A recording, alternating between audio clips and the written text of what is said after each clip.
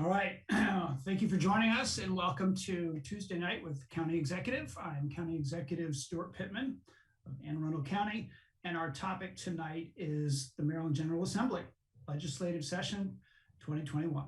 And I wanted to do this because some people don't really follow what county government does in terms of working during the session on legislation that's important to our residents. And so what I've done is I brought in our legislative director, Pete Barron, Hannah Dyer, who works from the budget office, the Anne Arundel County Budget Office, as our legislative liaison.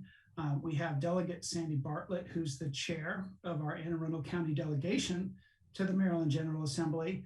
And I am sad to report that your chair of the Anne Arundel County Senate Delegation, Senator Sarah Elfreth, is on the floor voting on bills, and we had to cancel on us.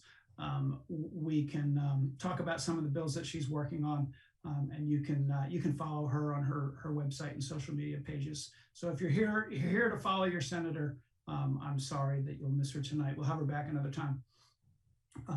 But what we're going to do is start out a little bit like what we do in the office every week, which is I sit down with Pete Barron and Hannah Dyer and some of our other staff, and we go through a list of bills. We're not going to go through all of them, but bills that we've been following because we think they're very important to the residents of our county.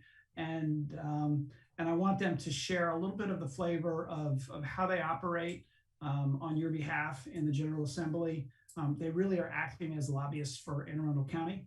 And then when we're done with that, we'll jump over to Delegate Bartlett, who will talk about how the delegation works and some of the bills she's working on. She's actually doing what a lot of legislators are doing this time of year, which is double or triple screening. So she's got us on one screen and she's got her committee on another screen, so that she'll be there ready to vote when the time comes.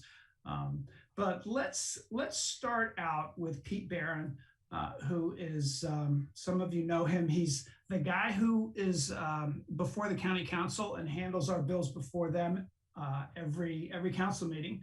And he's been a really important part of our administration, keeping track of everything that's going on legislatively and helping to guide us through the politics of all of that while we focus on the government side of governing and through the administration.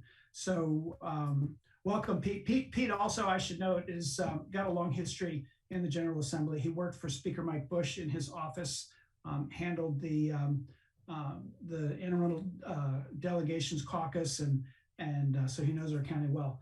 But welcome, Pete. Thanks, Mr. County Executive. It's good to be here.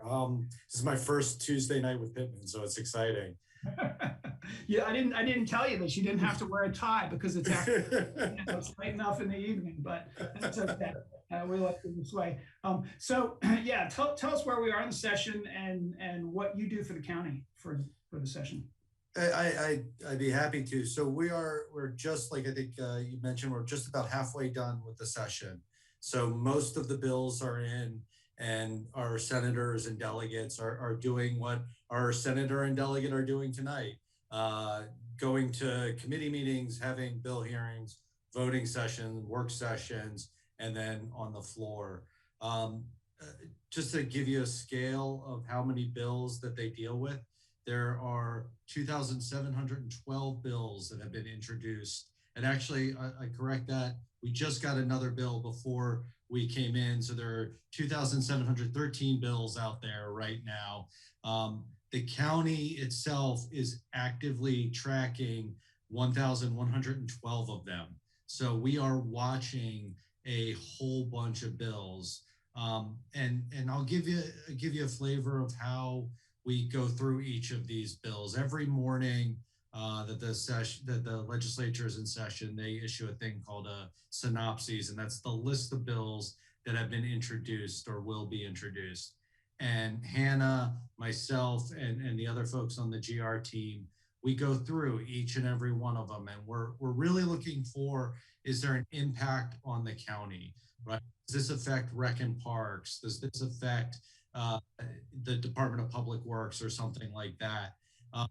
We're not with that many bills, we're not diving deep. We're looking to see if there is an impact, and if so, what are the agencies that are affected. So we don't, Hannah, Actually send them out to the agency directors to look at as well, don't you? Yeah. we have a contact person in every agency, and depending on the agency, sometimes it's the director, sometimes it's a senior staffer. We will, through a database system, we will send them out. So Hannah, myself, and the other folks on the team will say, okay, we think this bill affects DPW. We'll send it to DPW for feedback. They have the subject matter expertise. They'll be able to tell us this is going to cost the county a lot of money. We better watch it closely, or this is no big deal, or this is something we really need to support. This is an important change that we need to do our jobs well. So we're processing all of those bills, and we're really looking, for those small effects, right? There's a bill this year dealing with driveway sealers, right? It has to do with the chemicals that are used in driveway sealers. That bill I would send to our environmental policy director, our Department of Public Works, and they'll tell us, yeah, it's a good bill. It's not going to do it's not going to cost the county taxpayers a bunch of money, and it's a good policy. It'll help keep our communities a little cleaner. The change could be mild. It could be sort of in between. Like there's a bill this year about legal advertisements in the paper, and whether you need to advertise it in the paper or whether you can post it online. And that's surprisingly a controversial issue if you're not following it closely, but that has a big impact on the county budget. Our county council has to advertise every meeting, and they spend a significant amount of money to do so. We have to post a whole bunch of legal notices, and that costs money. So we're tracking those. And then there could be a major policy shift that would have a huge impact on the county. And we can talk about a bunch of them, but I just picked out one that I thought was a little unusual and fun. There's a beverage container deposit program. So like you see on your cans of soda that they're, in Michigan, it's 10 cents, right? And you collect the bottle and you put it in the recycling bin, and you get your 10-cent deposit back.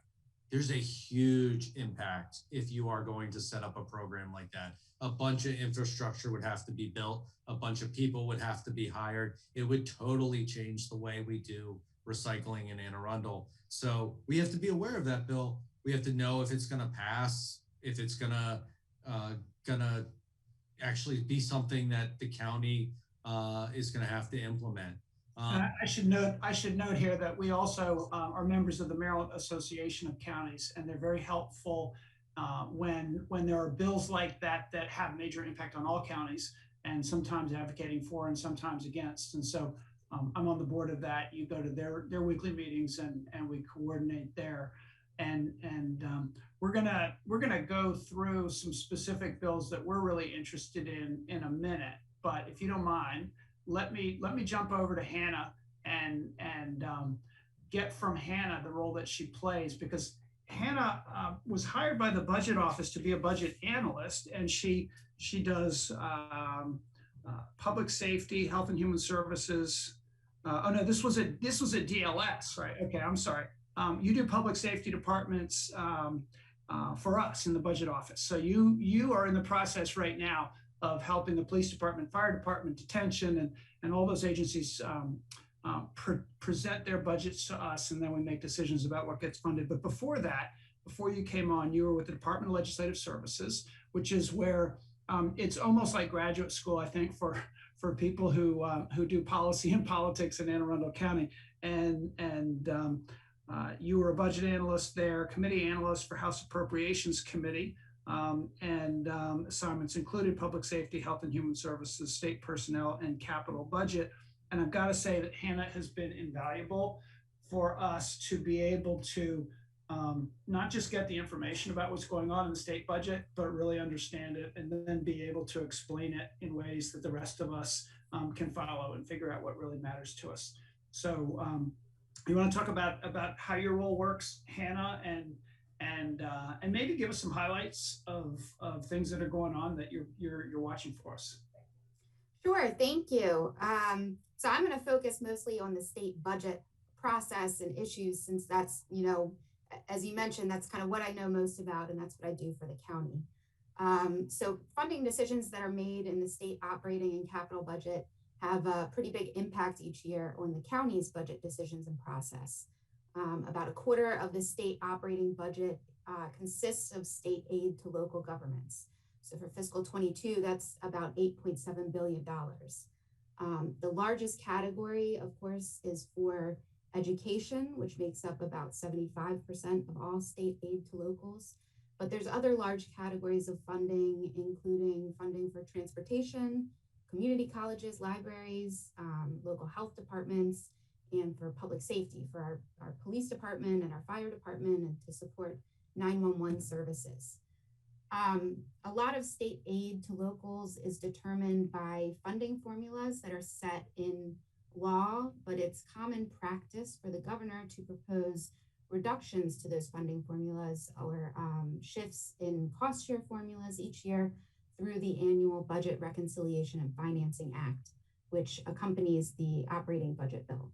So for example, this year, two of the proposals that we're watching are a proposed reduction in formula funding for community colleges and a proposed increase in the county share of costs for property assessments that are conducted by the State Department of Assessments and Taxation. And both of those proposed changes, if the legislature doesn't take action against them, would shift costs from the state to the county.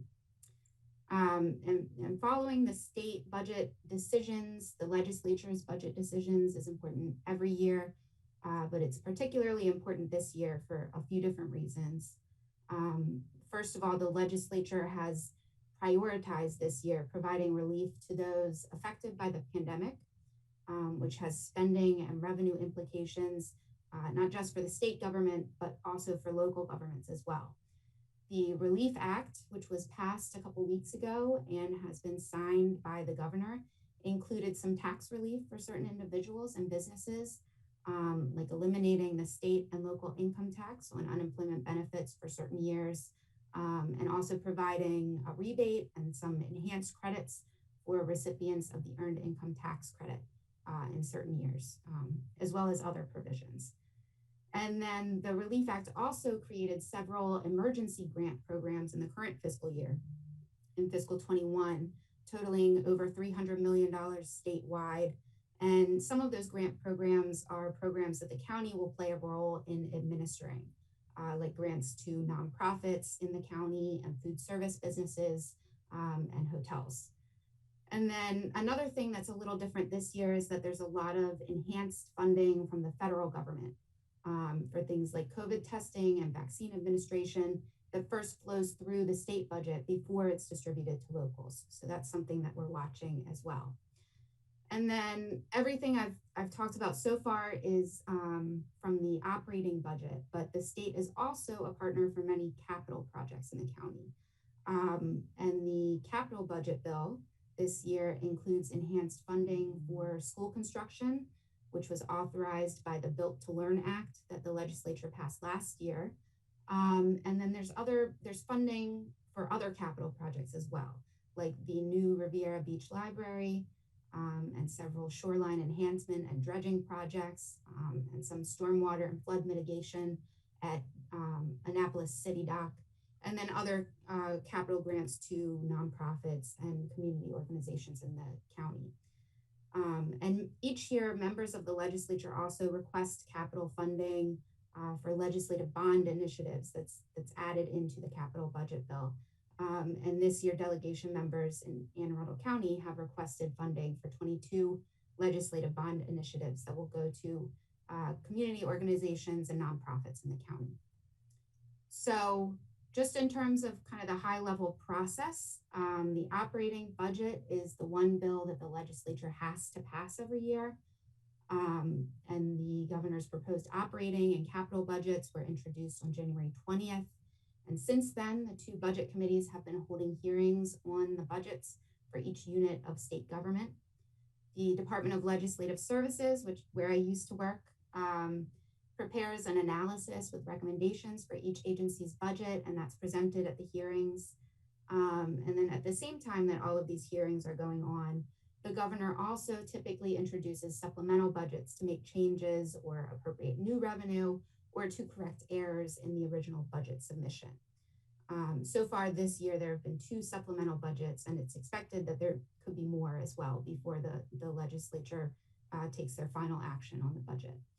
So the House and Senate alternate each year which chamber makes decisions on the budget first, and this year it's the House's turn, and so they'll start making decisions next week.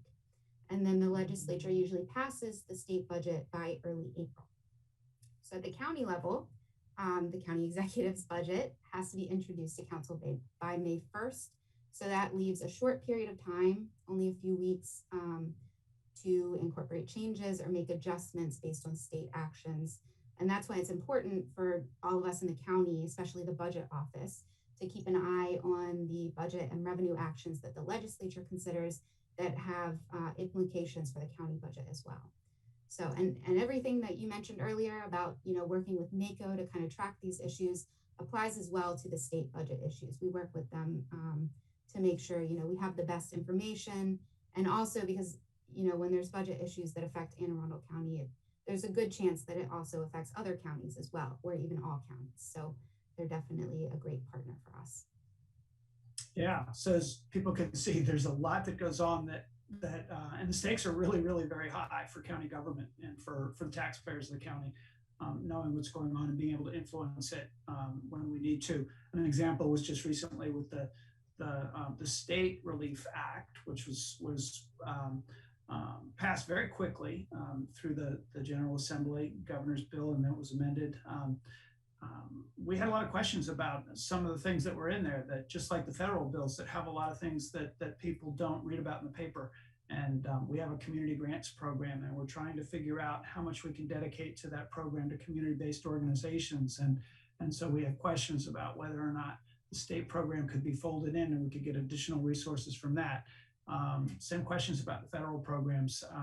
Used to be the CARES Act, and then there's the $900 billion that the feds passed in December, and now we've got another bill that looks like it's coming, and so that impacts what we do in our county budget, and it all moves really fast this time of year because it all has to be in the budget book, ready to go to council May 1st.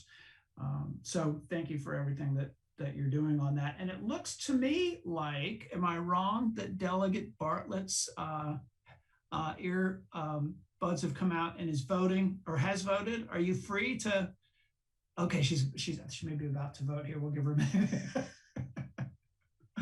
I don't know how they do it, but I kind of wish that Senator Elfreth had been here to hear you and her. She's on the Budget and Taxation Committee in the Senate, and to hear you two budget nerds, Hannah and Sarah, going back and forth, and we would probably all been left in the dust and probably turned off our devices, and but it would have been a lot of good information in there. Maybe Hannah did a great job. Right. Yeah, she did a great job. Yeah. So Delegate Bartlett, you thank you for joining us. I hope are you still in a meeting? Are you? I'm still in a meeting, but okay. I am good. Okay, good. I'm always in a meeting, Mr. County Executive. Well, so Delegate Bartlett was elected, same time I was elected in the 2018 election, and serves on the House Judiciary Committee and is a member of the Public Safety Committee and the Family and Juvenile Law Subcommittee, also a local attorney when you're not in session, and maybe when you are, I don't know. But also was chosen this year to serve as the chair of the Anne Arundel County Delegation. And can you just start out by telling us what is the delegation, how many folks, and how often it meets, and what it does? Well, the delegation consists of all the members of the House. It's a bipartisan representation of all the districts. So we have... From our county, you mean? I'm sorry? From our county, you mean? Yes, from Anne Arundel County, okay. Exactly. Yep. And each county has a delegation. Some have combined because it's like one member from a particular county. And so they've combined. But for Anne Arundel County, we are able to have just Anne Arundel County. Now, with that said, we do have 3 representatives. So each district has 3 representatives. 1 senator, 3 representatives. So in District 21, they have dual county representation. So they represent areas of Prince George's County as well as Anne Arundel County. So you'll see, if you ever are able to come to one of our delegation meetings, you'll see they've got to do dual duty sometimes and dual screen duty, as well as they have to, we try to finish our meetings in time so that they can attend both delegation meetings. And I highly recommend your meetings because they're every Friday morning during session. And when they're not virtual, there's coffee and donuts and bagels. But that's right. That's right. And you know what we did? What? This year, you know, what we did with our dues money that we normally have for our coffee and donuts, what we did was we got together and all our dues that would normally be paid for that purpose, we are making a donation to the Anne Arundel County Food Bank. So on behalf of the delegation. Excellent. While we don't get to have the, you know, the coffee and all that, we still get to enjoy, it's a feel good as a result. So like you said, Mr. County Executive, we meet every Friday. It alternates between 8, depending on what's going on with the floor and all of our other meetings. We have various visitors. You've been to our, excuse me, 1 second. I'm so sorry. I can jump in and help if you're doing something, because I've gone 2 or 3 times this year, I think 3 maybe. And generally they're fascinating to go to because they bring in speakers and their county issues. And so, you know, you'll have, you know, the health officer will go 1 week and talk about what we're doing on COVID. And I've been and given presentations both on COVID and on multiple other issues, and then on bills that we're particularly interested in. And then you all actually vote, right? Right. And so we get a chance to have our voting. We have heard, like I said, you've been to our delegation meeting a few times, and we've heard bills that relate to how alcohol is sold within our county, and how you can obtain a license within our county and the expansion of some licenses. Before a bill, one of our bills for the county will be entertained or voted upon in one of the standing committees of the House of Delegates, we must have voted on it in the delegation.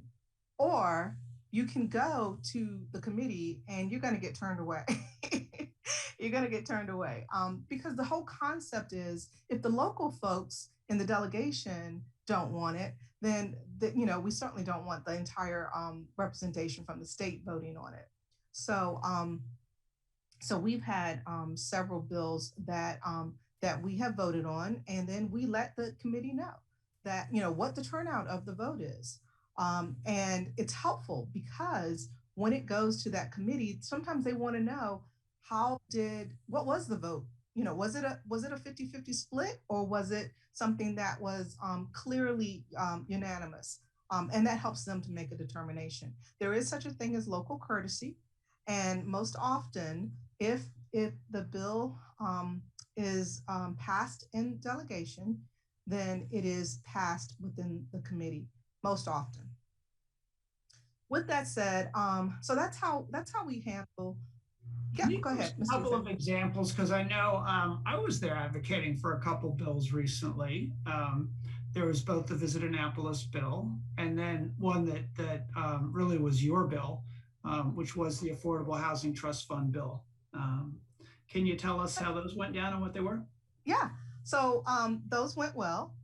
In fact, there's almost a funny story that goes with one of them, but I don't know if I want to tell my guys.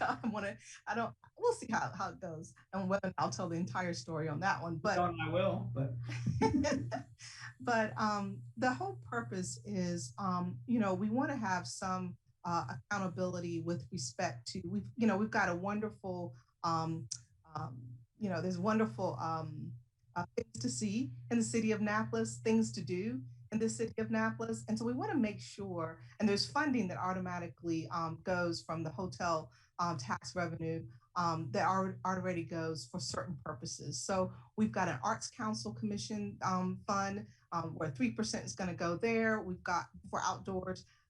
And you guys might have seen some of the those birds. I'm sure they have a proper name, but the birds that are painted and they're beautiful.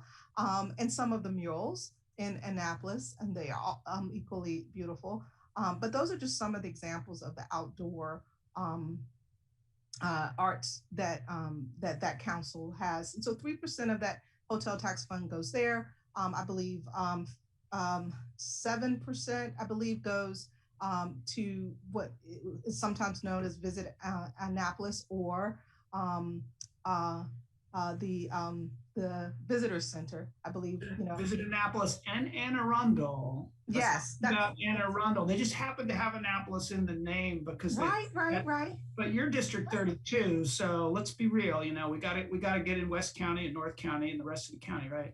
Oh, from your lips to your lips.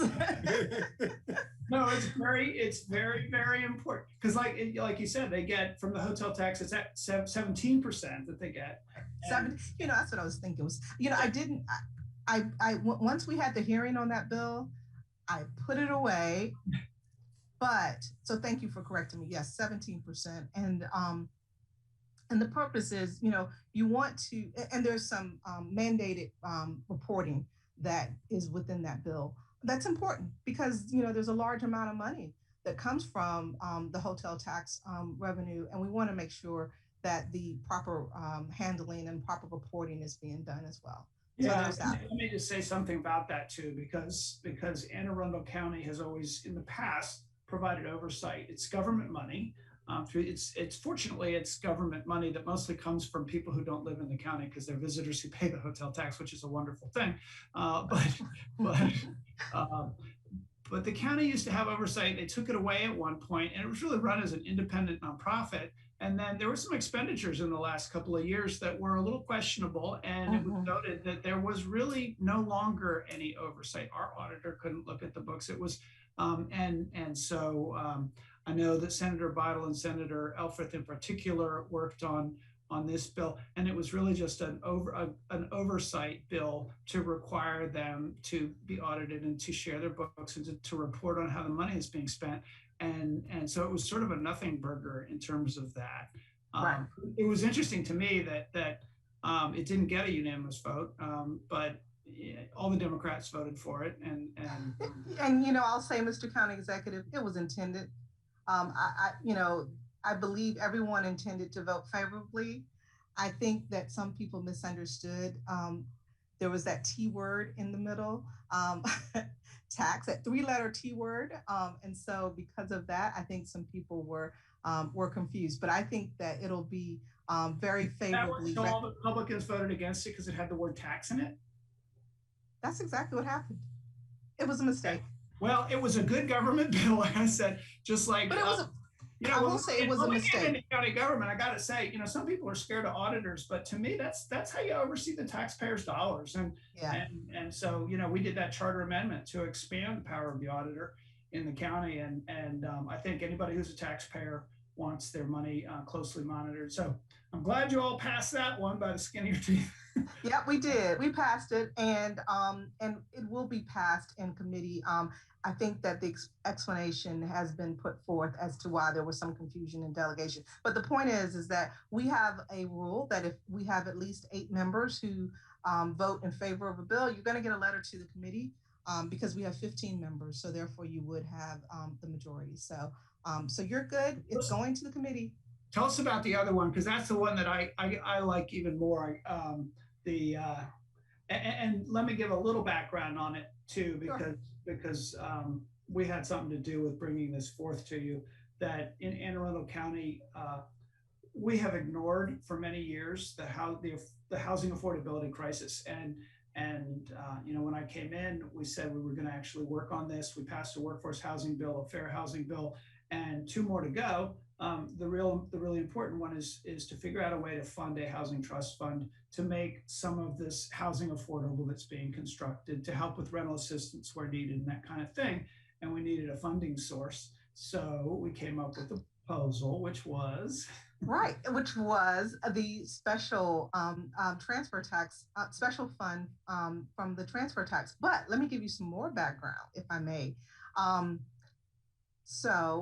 we were talking about how some of the bills flow, let me explain to everyone who's listening how bills flow if it is something that is generated by or at the request of a county executive or a governor. It comes in as it'll say note on there by request, and you'll see that on the bill. And if you see something like that, that means that it probably came from the executive leadership of that particular county or from the executive branch, meaning the governor. So sometimes you'll see that on a bill. Now, with respect to this particular bill, it is a by request bill, and it is a great bill because it sets up funding. It's an enabling bill. Let's talk about that word, that vocabulary word.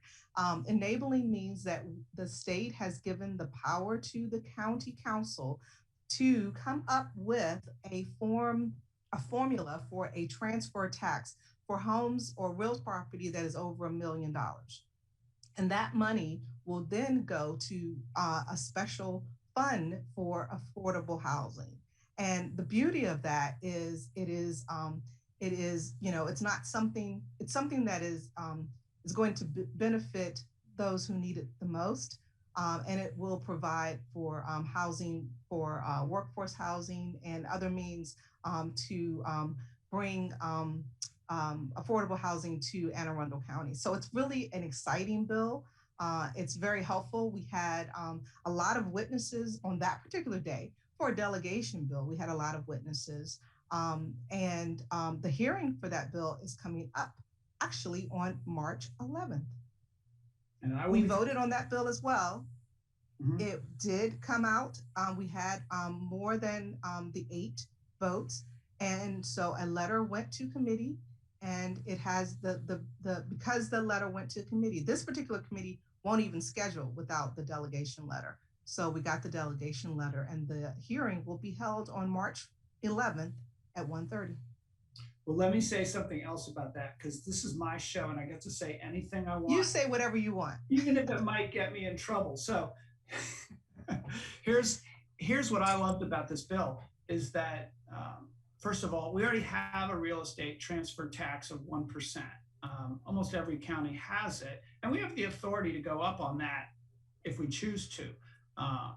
Most of our neighbors, Prince George's County, Baltimore City are 1.5%. So they're significantly higher than we are. We didn't want to go up for everybody. We didn't want somebody when they sell their home, first home, move into a second home, to be paying a higher tax.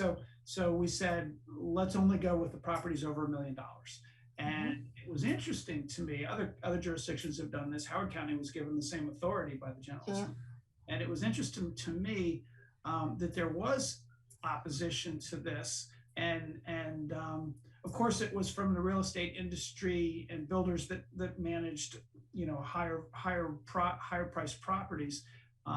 But my answer to them was, well, a lot of this money is going to go back in your pocket. You keep saying we need to do housing affordability. This is our mechanism to do it.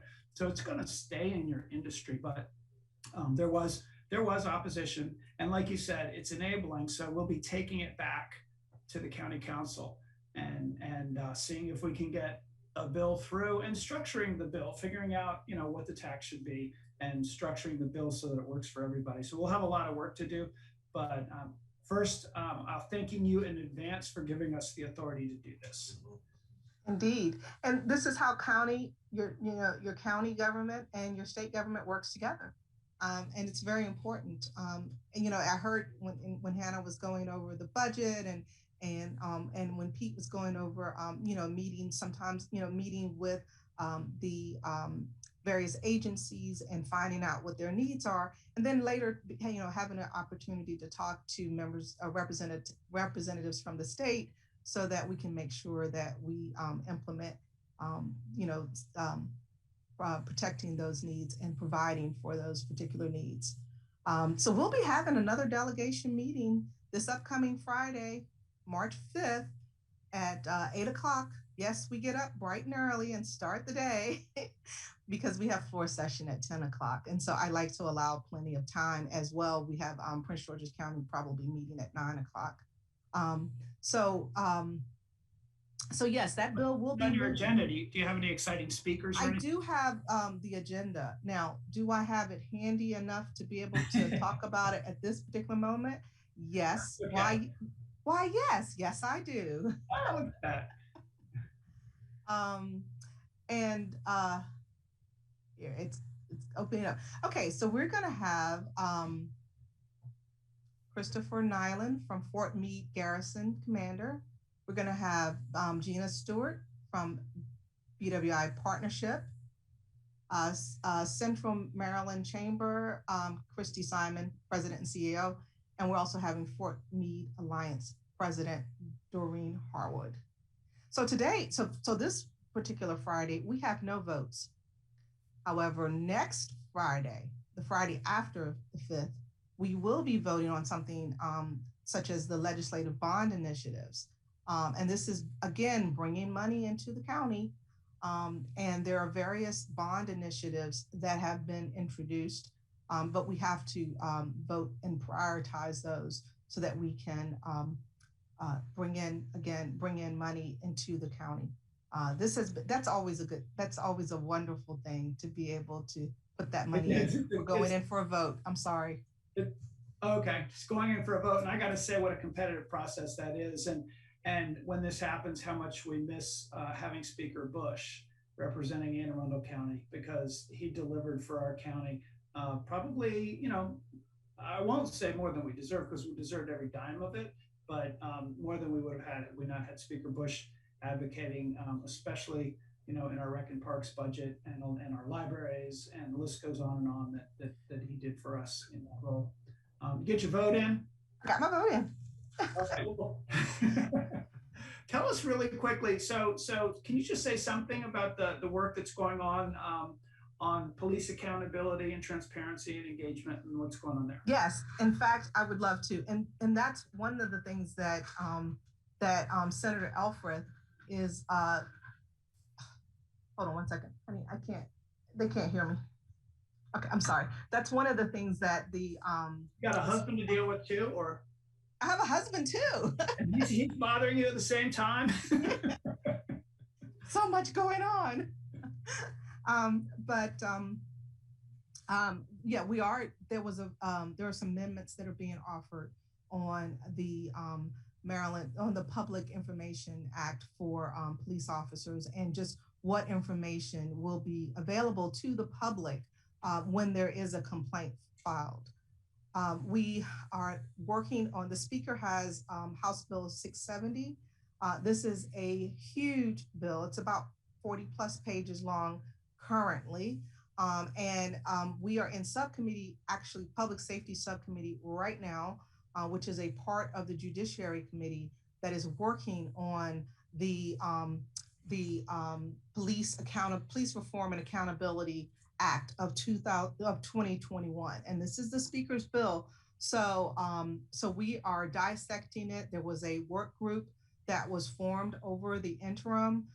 Various law enforcement representatives came in, chiefs, sheriffs, FOP, everyone came in to present, and there were various briefings. All of this was available to the public, still is available to the public. And then the work group put out a report and said, this is what we recommend. And there was a huge amount of recommendations that later got transferred into a bill, which is the House Bill 670. And we are now, like I said, working in subcommittee, dissecting it literally word by word, and making sure that we have all stakeholders involved, and also making sure that we are able to save lives. That's the number one goal, to save lives and hold individuals accountable if that is appropriate. Yeah, I've got to say that we get briefed from time to time on the progress of that, and there's so many, it's so complicated, and It's very complicated because there's a lot of parts and there's a lot of people and there's a lot. I mean, we've got 24 jurisdictions and everybody does things differently. So we've got to we want to make sure that we have the as much input as possible and that we have our listening sessions and then we have our voting sessions all the time. Yeah. So I do have questions here, and some of these more specific ones we may turn to Pete and Hannah on. But I do want to ask one that was from Barb. She's asking about, she says, I understand that some want to remove police from schools. Are there any bills addressing that? She doesn't say what her opinion is either way on that. What's the status of that? There are bills. Well, there's at least probably 2 bills. Let me tell you, we have the police or the law enforcement or public safety bills. We have probably over 30 of them that have been introduced because of the climate of our nation right now. And so it is on the table. It is up for discussion. There has not been any final decision made yet. And I don't think we've even heard the bill in judiciary yet. Okay. And let me ask you, or let maybe somebody else, another couple of questions here that have come in, if it's okay. This is from Trudy. I actually think I know which Trudy it is. Affordable Housing Coalition, Anne Arundel Affordable Housing Coalition greatly supports the idea of a new source of funding for affordable housing in the Affordable Housing Trust Fund bill. But we don't support that there is no exemption, that she would like an exemption for transfer of affordable housing. How do you plan to deal with this concern? And I could even answer that, or knowing I've heard that, which is that when I mentioned that the bill would be a council bill, and a lot of the detail would be worked out there. So all we've asked the state to do is to give us the authority to, rather than raise everybody's transfer tax, just raise some. And so you can bet we've heard that, and that is where that meant that would be included, is at the county council. Well, and that's the beauty of it too. With it being an enabling bill, the county council will have a public hearing if they decide to take it up. They will have a public hearing, and that is the time to come in and to truly voice, what you think is necessary, or to request amendments from your county council members. So it's all part of the process. It's a part of the democratic process. So Mary asked a question that one of you may have to look up if you don't have it.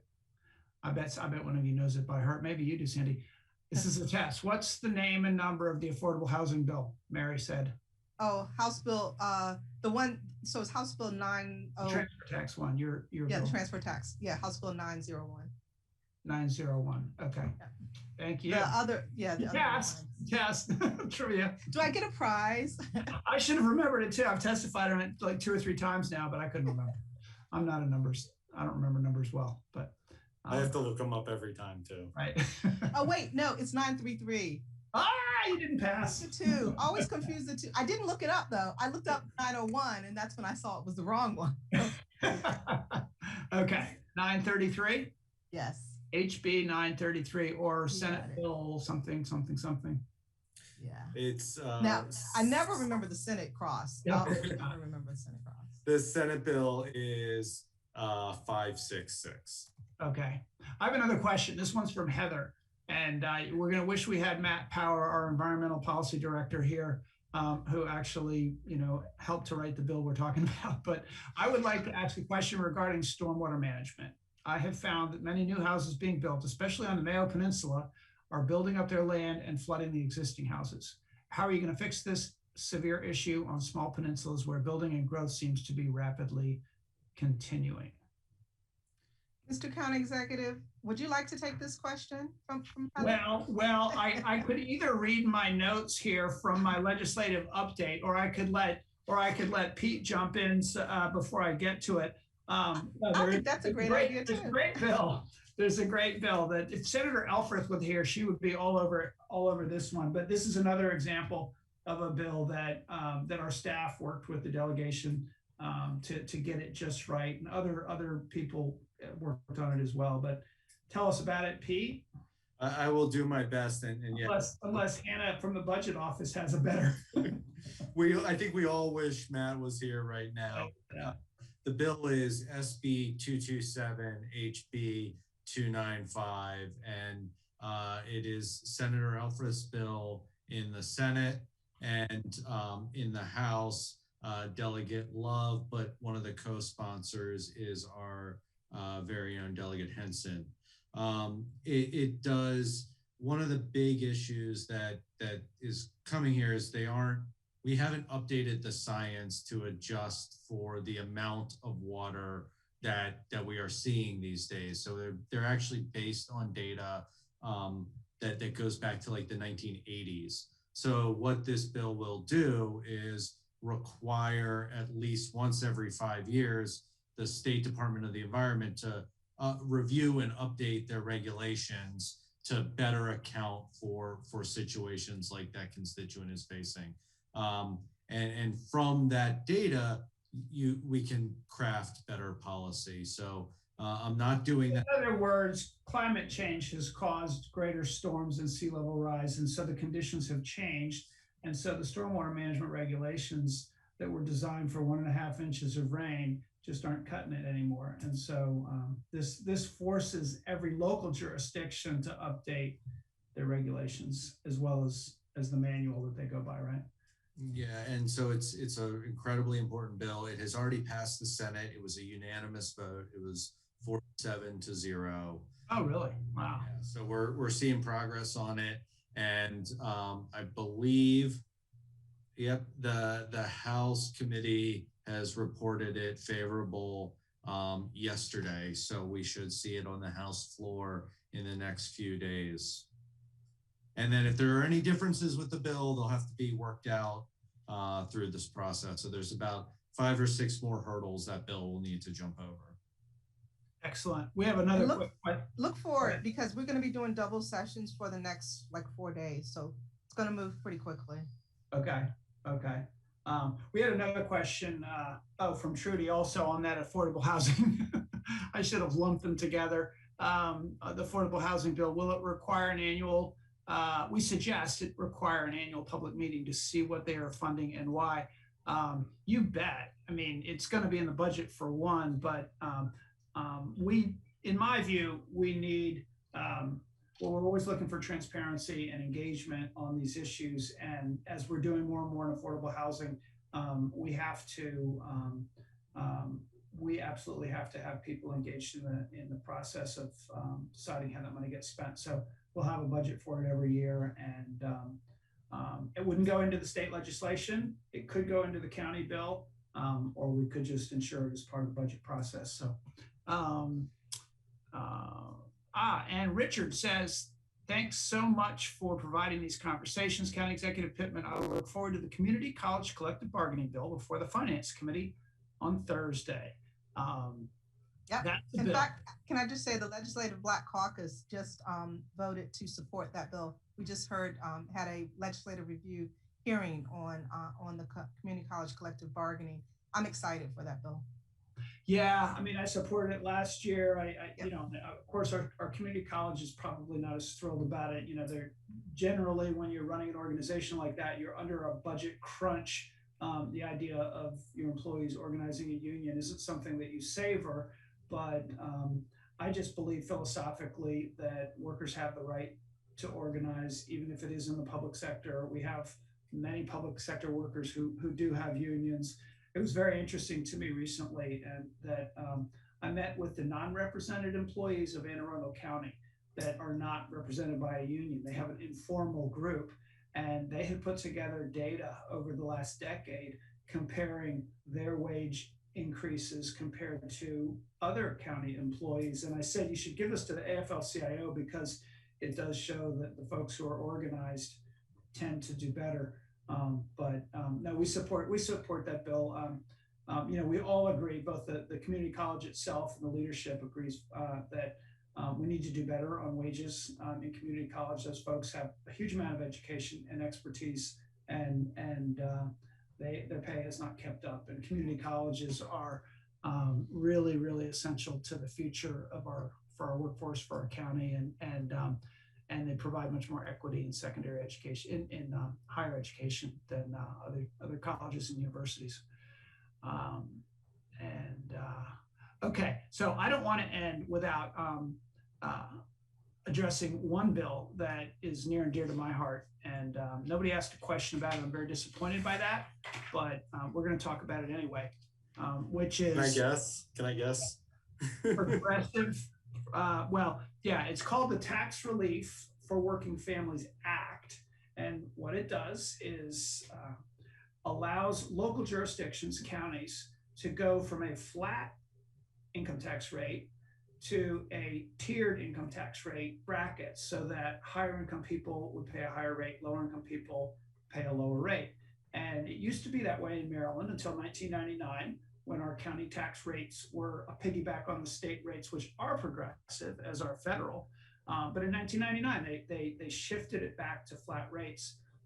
And I personally have been frustrated by the fact that, it seems like most tax changes that have happened over the last 40 years have benefited the people who make the most money, and that they've shifted the burden down the ladder. And this is a small thing that we could do that would allow us to, especially after this pandemic, where low-income people have been hurt a lot, and high-income people who have money in the stock market have done quite well. And so this bill is moving forward. Do you want to give us an update, Pete, on where this stands?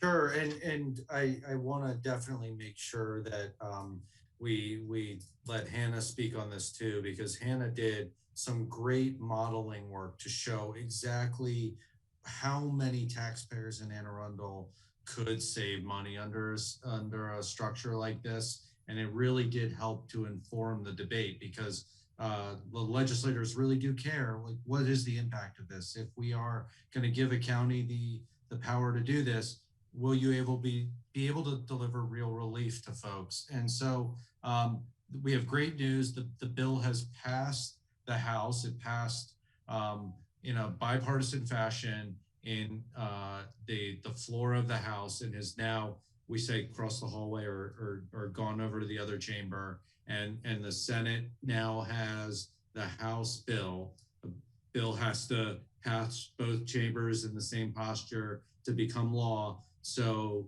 the bill will be the House bill would be heard in the Senate Budget and Tax Committee in the coming weeks, and we're really excited to see some real progress on it. And so Hannah, if maybe you can speak to some of the groundwork that you did to really get us to where we are here. Sure. So I think you all have covered a lot of it. But basically what I did, with some help from, other people in the budget office as well, was to look at some data that we have from the comptroller's office about, from prior tax years, and use that to project that if the county went to implementing the local income tax on a bracket basis, and maybe looking at different tax rates, some lower, some potentially a little bit higher for the higher brackets, what that would look like for everybody.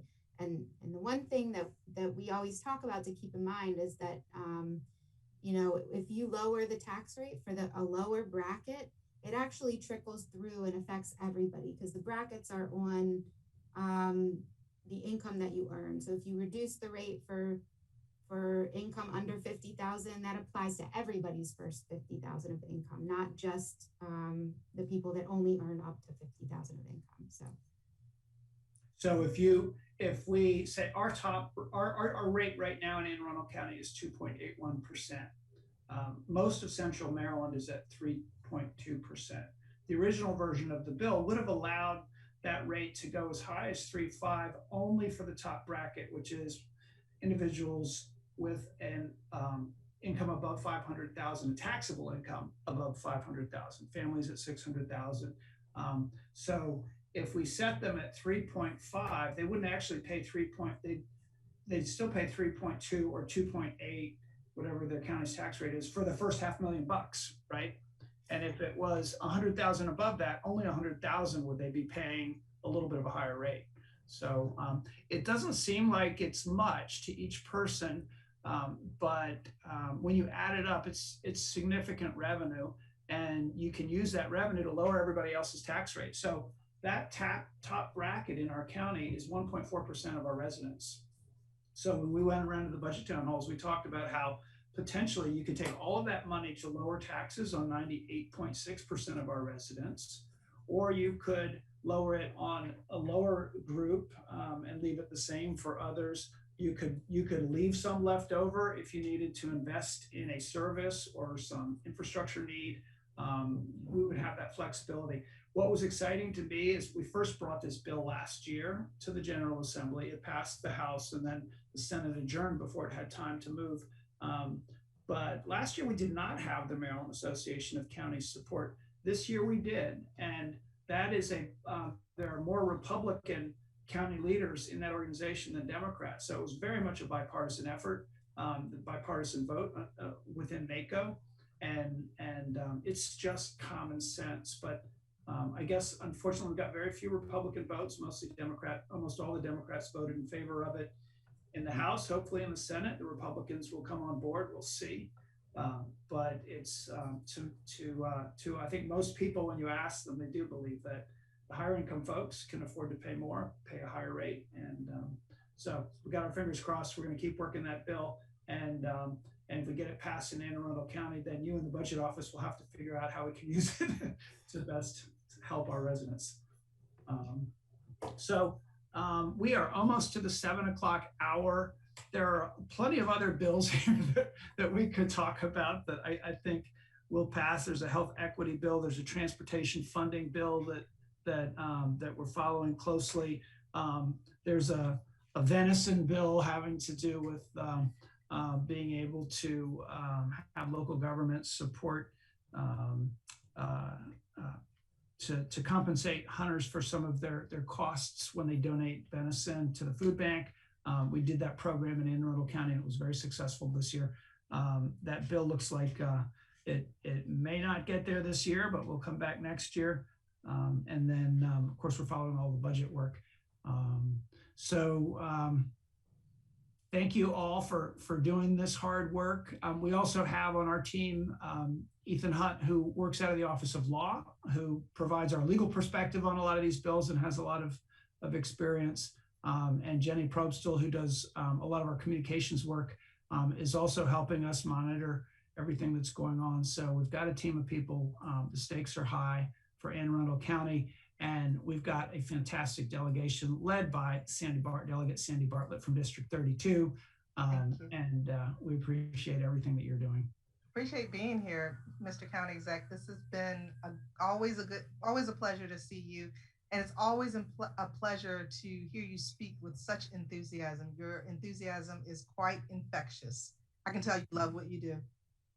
I do. And I can tell you love what you do. I do. We all do. We're all making a difference. So thank you, everybody. Right. Thank you.